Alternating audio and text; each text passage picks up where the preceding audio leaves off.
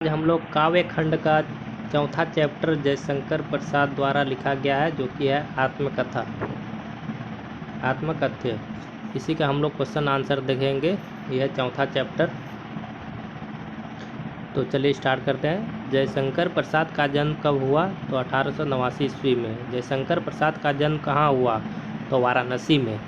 जयशंकर प्रसाद ने शिक्षा कहाँ से ग्रहण की? तो काशी के प्रसिद्ध क्वीन कॉलेज से। ये वाला याद रखिएगा, कहाँ से शिक्षा प्राप्त किया था। जयशंकर प्रसाद ने किस कक्षा तक शिक्षा ग्रहण की? तो 8वीं तक।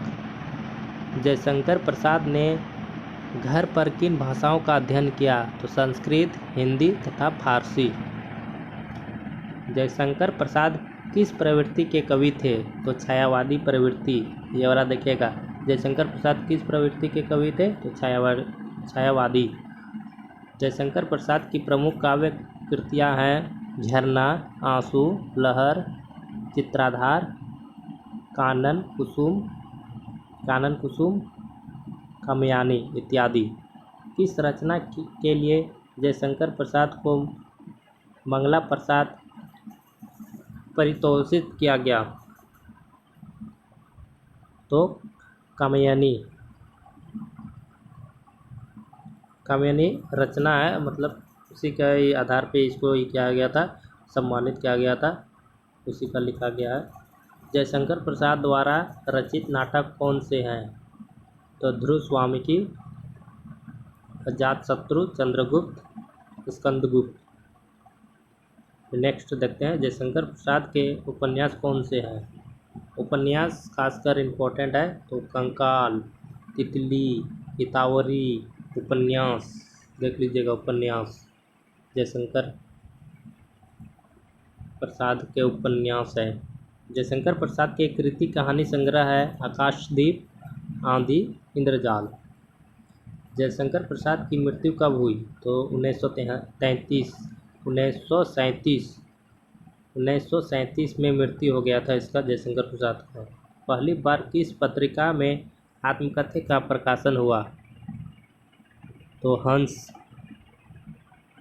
पहले चलता था पत्रिका, उसी में इसका प्रकाशित हुआ था 1932 में। हंस पत्रिका के संपादक कौन थे? तो मुंशी प्रेमचंद ही थे हंस पत्रिका के संपादक। आत्मकथा में कवि ने किन कारणों का वर्णन किया है? तो अपनी आत्मकथा न लिखने के कारणों का। कवि अपनी आत्मकथा न लिखने का मूल कारण क्या मानता है? तो जग हंसाई। प्रथम पद में मन की तुलना किससे की गई है? तो ये वाला देख लीजिएगा, भंवरों से। कवि अपने जीवन को किसके समान मुरझाया हुआ बताता है? तो झड़ती पत्तियों के समान। किसके नीचे हर पल अनगिनत जीवन का इतिहास बनकर बिगड़ रहा है? तो अंतहीन नीले आकाश के नीचे।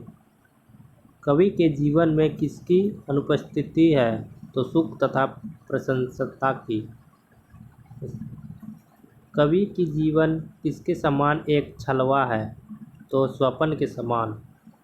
कवि ने अपने प्रेयसी के लाल गालों की तुलना किससे की है? तो भोर की ललिमा से। अंत में कवि ने अपनी व्याख्या को कैसे बताया है? तो मौन करके व्याख्या अपना बताया है। आत्मकथा कविता की प्रवृत्ति कैसी है? तो छायावादी है। ये वाला इम्पोर्टेंट क्वेश्चन है। आत्मकथा कविता की प्रवृत्ति कैसी है? तो ये वाला देखिएगा, छायावादी। धन्यवाद।